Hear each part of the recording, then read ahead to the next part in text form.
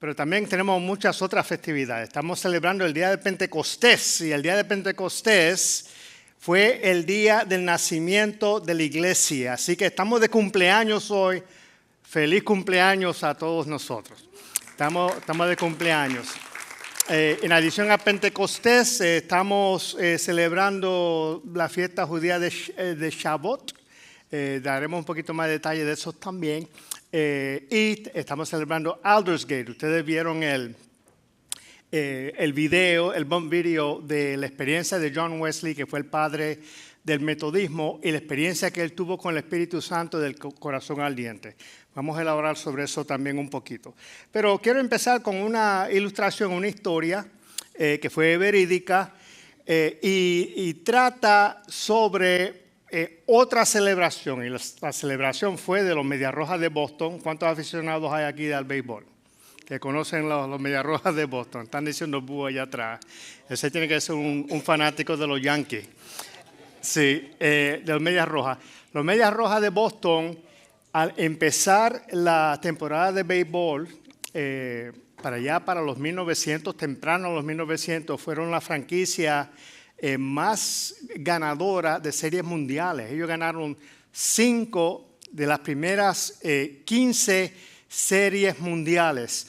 Pero sucedió algo para 1919, y fue que el dueño del equipo vendió a Babe Ruth. Babe Ruth era el jugador estelar de Boston. Ese hombre pichaba y bateaba, era como un Shohei Ohtani, aquellos que conocen de los jugadores hoy en día, que ese hombre pichea y batea en un juego no hace mucho, pichó, ponchó a 8 y batió 3 cuadrangulares. Es un fenómeno el Shohei Ohtani, y así era Babe Ruth. Pero el dueño del equipo de Boston se lo vendió por $125,000. Suena poquito, pero en aquella época era mucho chavo.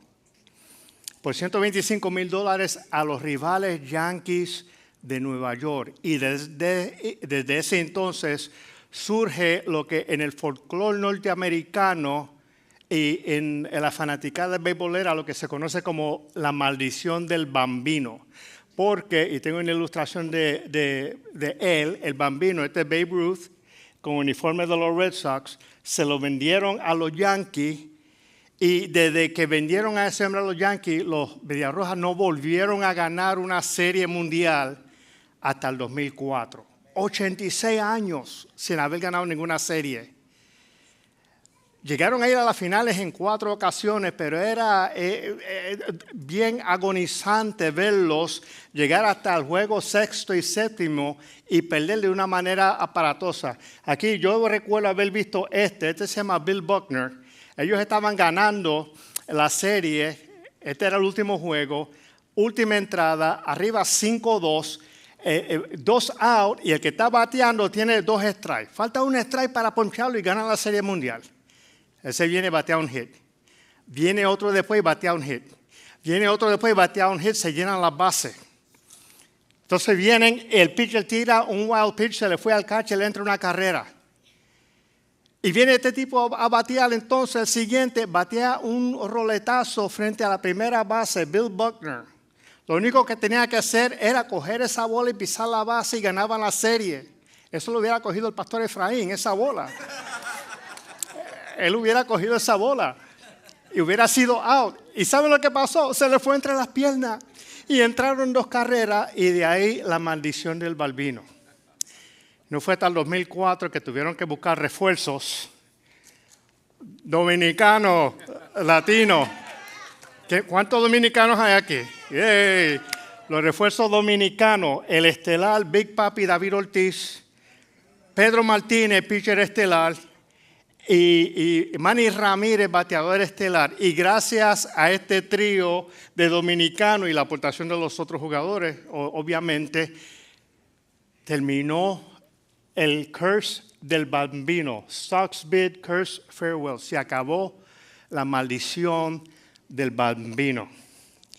¿Y por qué traigo esto a colación un día de Pentecostés? ¿Por qué traigo esta colación? Porque sucede que Aunque esta maldición es superstición y era el folclore de norteamericano y de los fanáticos de béisbol, hay mucha gente que vive en sus vidas y se sienten como si estuvieran bajo alguna maldición. Nada les sale bien. Están pasando situaciones bien difíciles de la vida, problemas relacionales, personas que han sufrido múltiples divorcios, no pueden mantener una relación, personas que están esclavizados bajo cuidados o relaciones abusivas, padres que abusan de los hijos o de sus cónyuges, hijos rebeldes, personas que están atados por adicciones, dependencia física, a las drogas, al sexo, a la pornografía, a la codependencia con otras personas, como si estuvieran viviendo bajo una maldición. Y la verdad es que estamos viviendo en un mundo caído. Desde los tiempos de Génesis, los primeros 11 capítulos, Adán y Eva pecan y toda la tierra cayó bajo maldición del Señor. Después vino las relaciones rotas, Caín mata a Abel. El Señor tiene que destruir la tierra en los tiempos de Noé por la desobediencia de la gente y por la rebelión de la gente. Después vino Babel, que hicieron construir una torre gigantesca y vamos a llegar al cielo como Dios y hacemos un nombre para nosotros. Y el Señor los esparció por la tierra, los confundió, les cambió el idioma para que no se pudieran entender. Eso fue hasta el capítulo 11. En el capítulo 12, el Señor hace el llamado a Abraham. Y de ahí comienza el plan de Dios de restaurar y terminar con la maldición del mundo. Dijo, en ti serán benditas todas las naciones de la tierra. Serán benditas todas las naciones de la tierra. Ahí viene la analogía con Pentecostés. Ahí viene la analogía con Pentecostés. Hay algunos teólogos y unos eruditos, N.T. Wright, Craig Keener y otros, que dicen que con Pentecostés llegó el momento en que Dios le pone el detente a las maldiciones que estaba viviendo la humanidad. Y no tenemos tiempo para entrar en los detalles, pero hay muchísimas analogías con Babel, por ejemplo, que se multiplican los idiomas y se dispersan. Y en Pentecostés ven la multiplicidad de idiomas, a personas hablando en otras lenguas. Y hay otras muchas similitudes entre los dos eventos. Esa es una de las razones. La otra razón es que si Pentecostés no hubiera ocurrido, ¿qué es lo contrario a Pentecostés? ¿Qué es lo que tú y yo estaríamos viviendo hoy en día si Pentecostés no hubiera ocurrido? Hubiéramos estado viviendo una religión muerta. ¿Cuánto no se sienten como que su fe se basa en el esfuerzo? Tengo que orar más, tengo que ayunar más, tengo que leer más escritura, y todo es una lucha y una carga pesada que tenemos que hacer más y más y más para agradar al Señor y alcanzar el cielo. Y no fue hasta que vino el Espíritu Santo que eso cambió y el Señor nos liberó de eso. Ejemplo de eso es John Wesley en Aldersgate. Vamos a hablar de Aldersgate y John Wesley, que estamos celebrando su cumpleaños, su experiencia de Aldersgate. John Wesley fue un sacerdote anglicano, un hombre muy religioso, muy devoto a lo que es la oración y el ayuno y la lectura de las Escrituras. Era un clérigo y era misionero, tenía corazón para ir a servir a las personas desventajadas. Él se fue a Georgia, una de las colonias estadounidenses, para ministrarle a los indios, y su experiencia allí fue fallido. De regreso en el barco está en medio de una tormenta y él está súper asustado, incómodo con esa tormenta, pero él notó que había unos cristianos de Moravia. Moravia es lo que hoy es la República Checa, que estaban allí, estaban los más calmados. Parecían a Pablo y Silas en la cárcel, estaban cantando y orando al Señor. Y él notó que ellos tenían como una paz en medio de la tormenta que él no tenía. Y notaba que le faltaba algo en su vida a Juan Wesley. Le faltaba algo en su vida. Cuando él llega a tierra, él escribe en su libro, en su diario, yo fui a convertir indios a América, pero ay de mí, ¿quién me va a convertir a mí? ¿Quién me va a convertir a mí?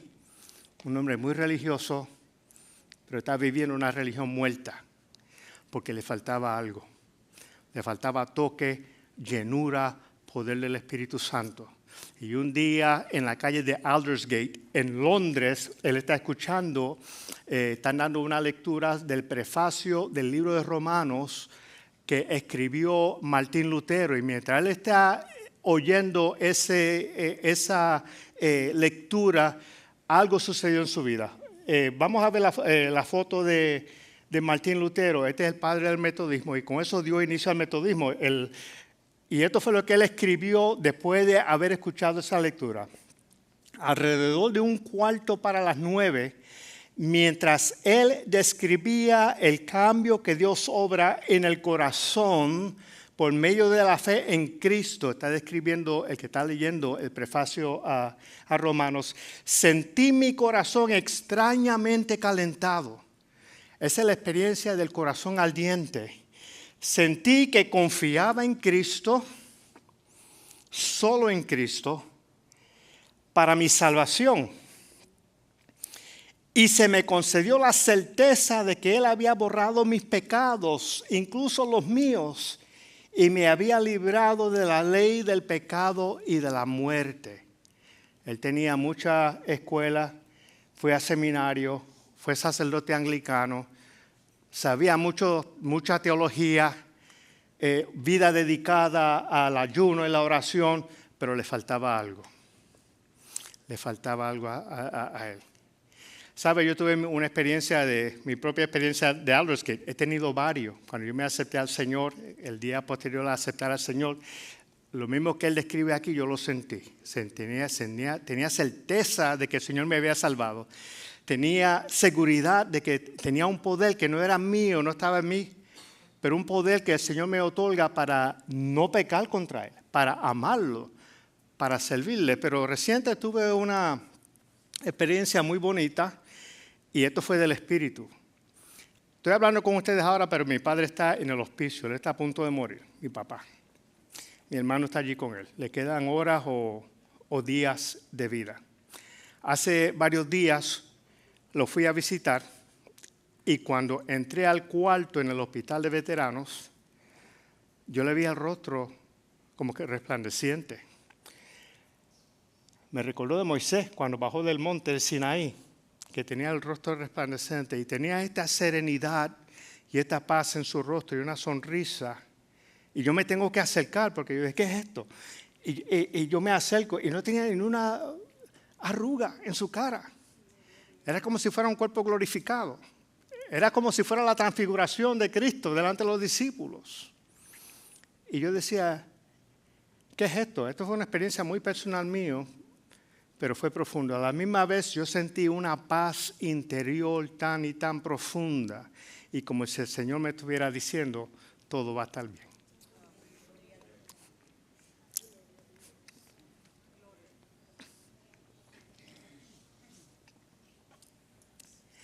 Eso es el poder del Espíritu. Ese es el Espíritu en nuestra vida, la experiencia de Aldersgate. ¿Cuánto necesitan sentir ese poder del Espíritu? Porque si no fuera por ese poder del Espíritu, ¿cómo estaría uno enfrentándose a la muerte? Papi se está muriendo, pero tenía esa paz y esa serenidad porque él está lleno del Espíritu. Y yo siento esa paz y seguridad y gozo inclusive, y puedo pararme aquí a predicar aunque uno llora, porque tengo ese poder del Espíritu en la vida.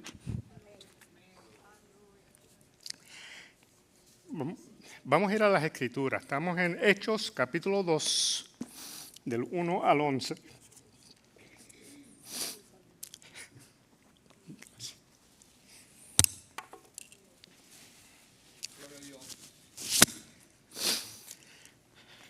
Vamos a hablar del día de Pentecostés. Y dice así la palabra del Señor. Cuando llegó el día de Pentecostés, estaban todos juntos en el mismo lugar. De repente vino del cielo un ruido como el de una violenta ráfaga de viento y llenó toda la casa donde estaban reunidos. Se les aparecieron entonces unas lenguas como de fuego que se repartieron y se posaron sobre cada uno de ellos. Todos fueron llenos del Espíritu Santo y comenzaron a hablar en diferentes lenguas según el Espíritu les concedía expresarse.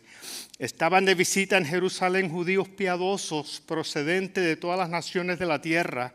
Al oír aquel bullicio se agolparon y quedaron todos pasmados porque cada uno los escuchaba hablar en su propio idioma. Desconcertados y maravillados decían: ¿no son galileos todos estos que hablan? ¿Cómo es que cada uno de nosotros los oye hablar en su lengua materna? Partos, medos, elamitas, habitantes de Mesopotamia, de Judea, Capadocia, del Ponto, de Asia, de Frigia y de Panfilia, de Egipto y de las regiones de Libia cercanas a Cirene, visitantes llegados de Roma, judíos y prosélitos, cretenses y árabes. En total, 15 diferentes naciones se describen aquí. Todos por igual los oímos proclamar en nuestra propia lengua las maravillas de Dios. Palabra de Dios para el pueblo de Dios. Vamos a orar. Padre, en el nombre de Jesús, te damos gracias por tu palabra. Te pido que tú nos hables hoy. Y si hay alguien aquí en esta tarde que no ha tenido la experiencia de la llenura de tu Espíritu Santo en su vida,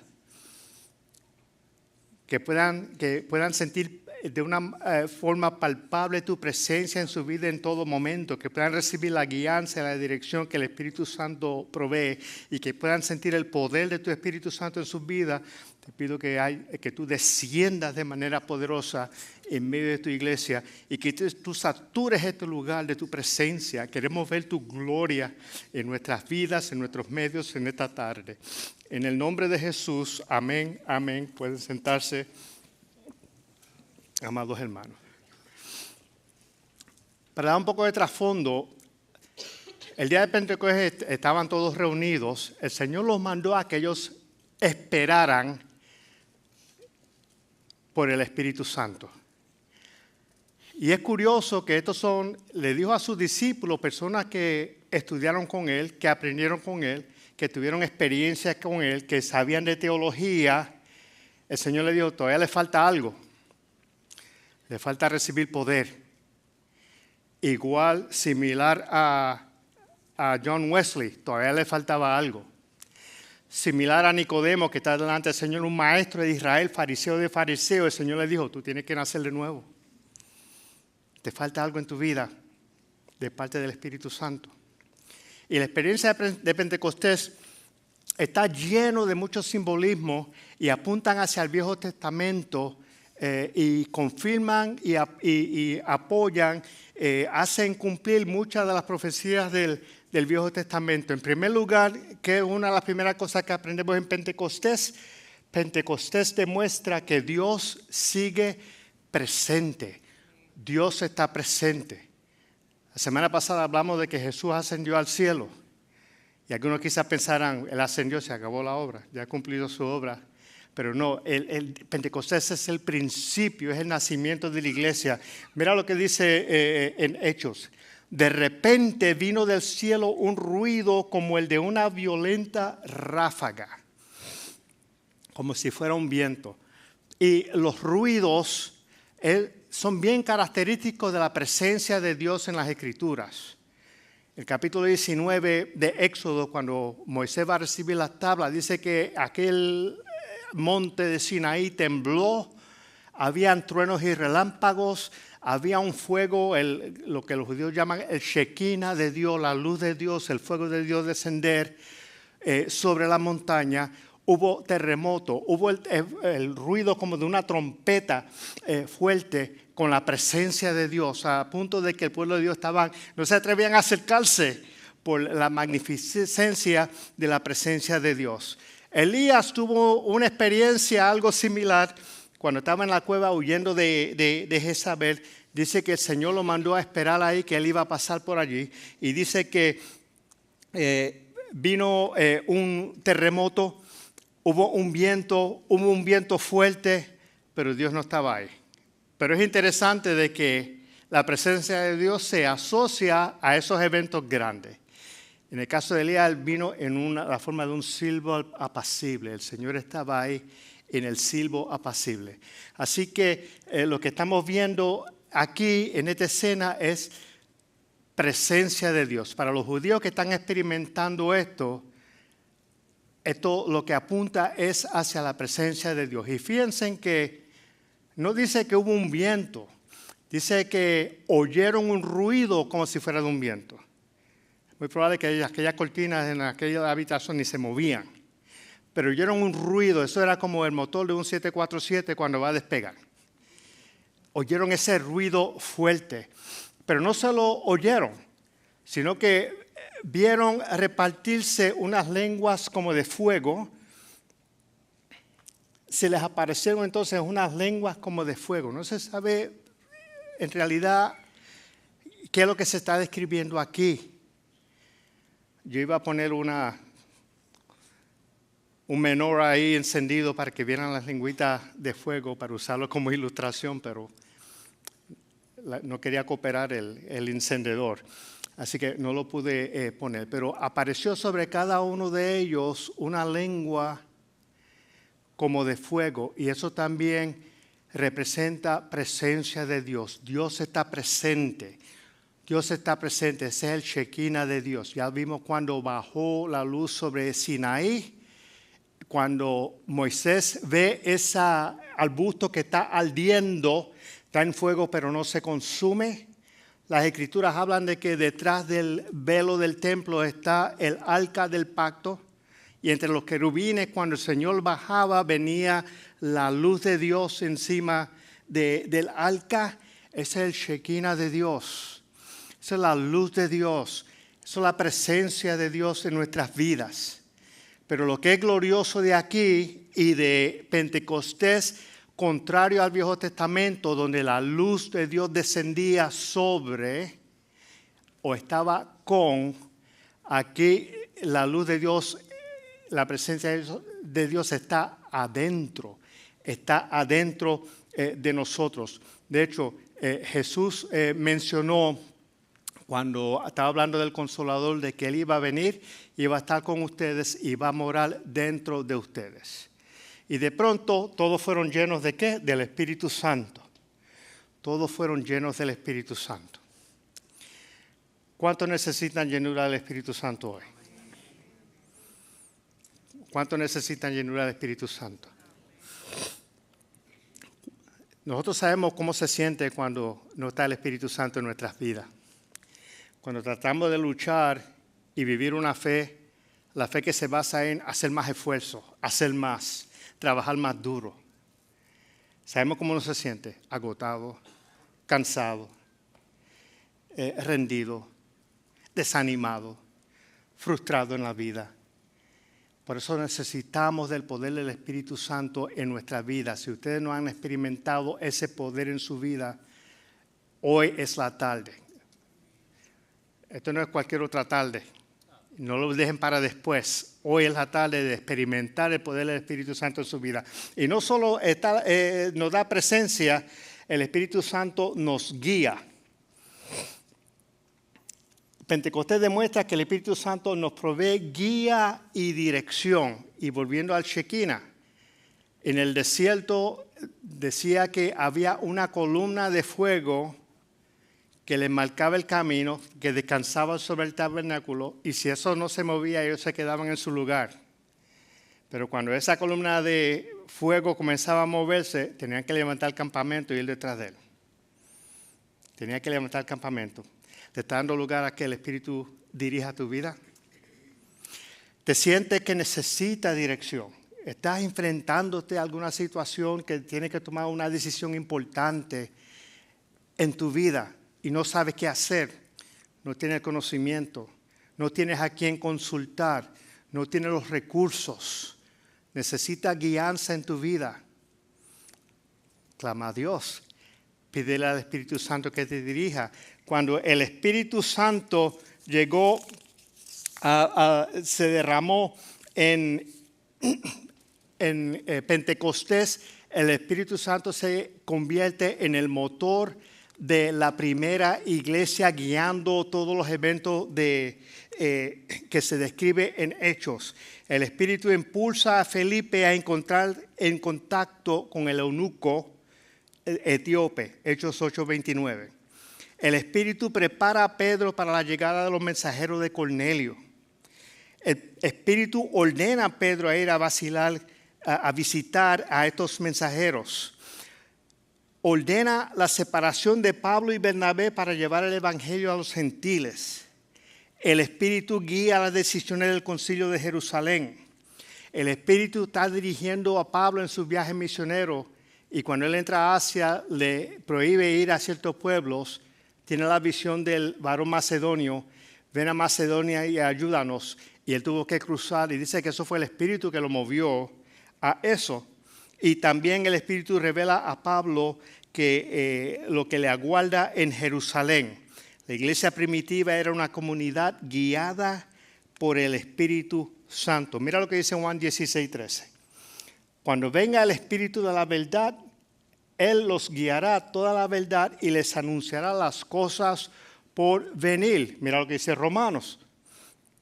Porque todos los que son guiados por el Espíritu de Dios son hijos de Dios. ¿Tú te dejas guiar por el Espíritu de Dios? ¿O tú estás guiando tu automóvil? El automóvil de tu vida. ¿Eres tú el que está detrás del guía, del carro? ¿O tú le estás dando control al Señor sobre tu vida? ¿Quién está dando dirección a tu vida? Y finalmente, Pentecostés demuestra que el Espíritu Santo nos da poder. Nos da poder. Mira lo que dice Hechos. Pero cuando venga el Espíritu Santo sobre ustedes, recibirán poder. Porque la intención nunca fue que nosotros viviéramos esta vida solos o solas por nuestras propias fuerzas, por nuestros esfuerzos. Eso nunca fue la intención de Dios. Siempre hemos tenido necesidad de la intervención del Espíritu Santo en nuestras vidas. Cuando venga el Espíritu Santo sobre ustedes, recibirán poder. ¿Para qué? Para ser mis testigos, tanto en Jerusalén, Judea, Samaria, hasta los confines de la tierra. Poder para ser mis testigos, para ser portavoces de Dios. Necesitamos poder para eso, porque cuando somos llenos del Espíritu, el Señor quiere que nos desparramemos por el mundo, que seamos luz y sal, que seamos portavoces, que seamos una extensión de su gracia. No es para mantenerlos alrededor de la fogata aquí dentro de la iglesia. La llenura del Espíritu Santo es ¿para qué? Para ser testigos. ¿Y qué es lo que vamos a proyectar hacia afuera? Los frutos del Espíritu. ¿Sabe cuáles son los frutos del Espíritu? Gálatas 5. Gozo, amor, paz, paciencia, benignidad, bondad, fe, humildad, dominio propio. Si alguien te dijera, tú lo que necesitas es más paz, o tú lo que necesitas tener es más paciencia, eso está bien, yo puedo tener más paciencia. Voy a apuntar eso en mi libro, que necesito tener más paciencia. O tú necesitas dominio propio, eso es lo que tú necesitas, tener dominio propio. Pero ¿cómo logramos eso? Nosotros no podemos lograr eso por nuestra propia fuerza. Necesitamos del poder del Espíritu Santo en nuestras vidas para poder proyectar esos frutos del Espíritu Santo. El gozo y la paz que compartí con ustedes, que siento aún ante la muerte de mi padre, eso viene del Espíritu Santo. Si no fuera por el Espíritu Santo, yo quizás estaría tirado en el piso llorando, gritando. Pero eso viene del Espíritu Santo. Y el Espíritu Santo vino, y eso no fue algo que sucedió en aquel entonces. Eso es algo que tenemos aquí y ahora. Esto es algo que no está reservado para los pastores, ni para los misioneros, ni para los hermanos devotos. Esto es para todo el mundo. Todos fueron llenos del Espíritu Santo cuando eso cayó sobre ellos en Pentecostés. Y ese regalo es para ti. Esperan en Jerusalén hasta que reciban el regalo, hasta que sean bautizados por el Espíritu Santo. Y eso va a ser el llamado para la iglesia en esta tarde. Yo voy a invitar al grupo de adoración que pase al frente. Voy a pedir, por favor, a Miguel, Maritza, el pastor Efraín, si tienen la amabilidad, Betty, Corina, que pasen aquí al frente. Y vamos a hacer un llamado a la iglesia. Si alguien necesita, sienten que tienen necesidad de llenura del Espíritu en sus vidas, que les falta algo en sus vidas, que han estado jugando mucho a la religión, que han estado viviendo una fe de esfuerzo propio, una fe de hacerlo por mí mismo y quieren tener esa experiencia de llenura del Espíritu Santo, los invito a que pasen al frente mientras el grupo cante y adore para que podamos orar por ustedes. Esto no es nada mágico, no se tienen que asustar, no, esto es simplemente vamos a orar para que el Señor los bendiga y los llene del Espíritu Santo en su vida y que sea una realidad en su vida. Padre, en el nombre de Jesús, yo te doy gracias por tu iglesia y te doy gracias por este sermón, por este mensaje que tú nos das en esta tarde. Te pido que tú derrames, Señor, de tu Espíritu sobre tu iglesia, que tú toques los corazones de mis hermanos. Y si hay alguien aquí, Señor, que quiere tener esa llenura, que quiere tener esa experiencia, que quiere disfrutar de tu presencia en sus vidas, que quiere que tú les des guianza y dirección a sus vidas y que quieran tener poder, Señor, para ser como tú, poder para hacer las cosas que tú haces, Señor, poder para amarte, poder para ser testigos tuyos, Señor, yo te pido que tú toques sus corazones y los llenes en este momento. El altar está abierto, los invito a que pasen mientras el grupo canta.